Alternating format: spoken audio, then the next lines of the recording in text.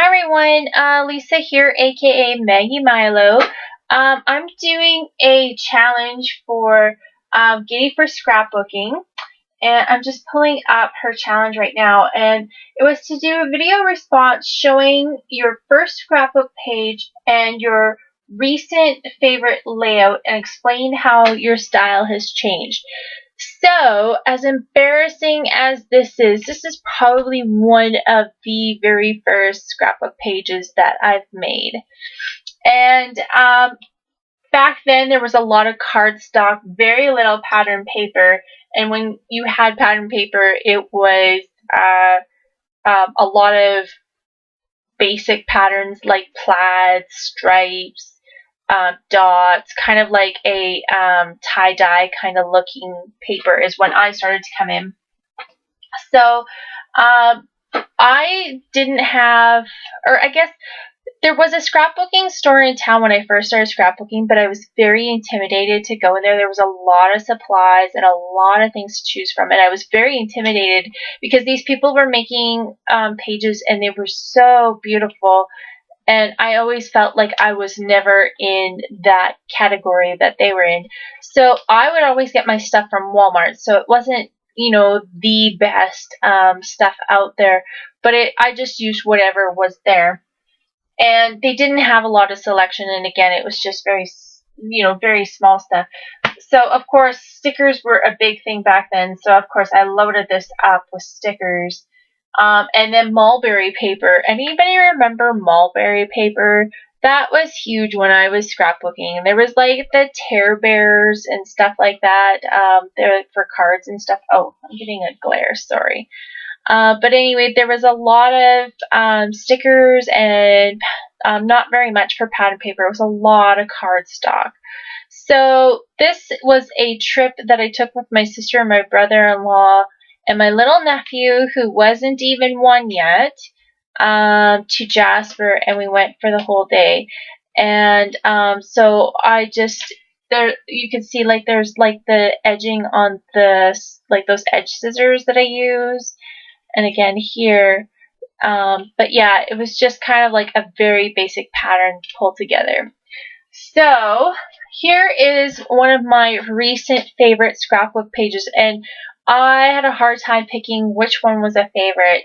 I went and I flipped through, a couple pages, and I kept flipping back and forth between a couple, but this is probably one of my favorite ones.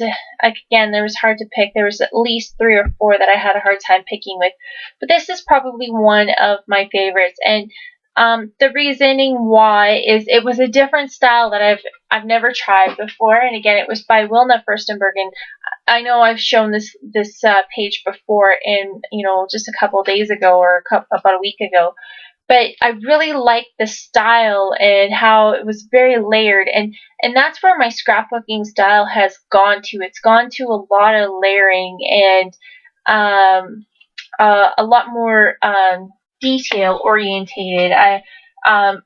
A lot of the focus is still, of course, on the picture. But the other thing that I've changed is my journaling. My journaling means so much more to me now than it ever has. No journaling on here whatsoever. I always felt intimidated to put my journaling on the page. Always trying to, make trying to remember the details or stuff like that. I've kind of gone away sometimes. Like if I don't remember the specific details, I try not to maybe like look that way. I'll look at maybe like, for example, this picture is my 36th birthday. Well, rather than journaling about how the day was, it was my perspective on just coming out of the hospital on my birthday, and the perspective of, that this is not a normal, typical birthday for me, but, it was something that had to be done, and it was, that's my title kind of falls in here, is like a birthday wish, because I've been battling, some health issues, that it was my birthday wish that, this last surgery was going to be the end of it. So, I've kind of branched into my journaling a lot more so, now than I ever have. And a lot of the layering for embellishment wise, but then again, the embellishment part of it, I feel that I'm not scared to try new things. Before, I would be scared to try, new scrapbooking techniques because I didn't want to, ruin the page or whatever. And now I'm not scared to. The way I look at it, it's just paper. It's not expensive, in relative to other hobbies. So I'm not worried about, ripping the paper here and it doesn't look good. I'll just start over again. So that's another part of it. I find that over the years, my scrapbook process has really kind of taken off in the last, I would say, year to 2 years. And I think that has to do with a lot of that I was sick for so long. And then now that I'm kind of back on my feet and feeling good, from 2 years ago to now, that I don't want to spend an hour or 3 hours on a layout. I have. But if I do and I'm enjoying it, that's okay. Whereas something like this, back then, it probably would have taken me an hour to 2 hours because I would have been scared to put stuff on the page. I would have been scared to cut, these pieces out, making sure they're not straight. Now I don't care. I guess the specifics of it aren't too overwhelmingly important to me. I figure, once I start throwing stuff onto the page, it'll eventually work together. And if it doesn't look good, that's okay. I'm okay with that. There's no harm, no foul. It's worth a try. And I've even made pages, especially like on YouTube process videos, where I've said, you know what, I don't like this. It's still going in my album. I like elements of it. I would do it again. I wouldn't do it again. And I've said that, but I put them in my album anyway, and I don't even take a second look at them and go, I have to redo that. So I guess the perfection thing for me has kind of gone a little bit lax. I used to be really particular on how things had to be and how to look. And I really like the fact that I've gone away from the perfection style and just, just go with it. Just go with the flow and it'll all work out. And I think the other reason why my scrapbook process has developed as well is I don't have things very readily to me. So I kind of have to work with what I have here. We used to have 2 scrapbooking stores in town, and they've both closed and gone for their own particular reasons. So if I need to have a product or if there's something new out there, I have to drive an hour and a half to go get it, or I have to order it online, and then I have to wait.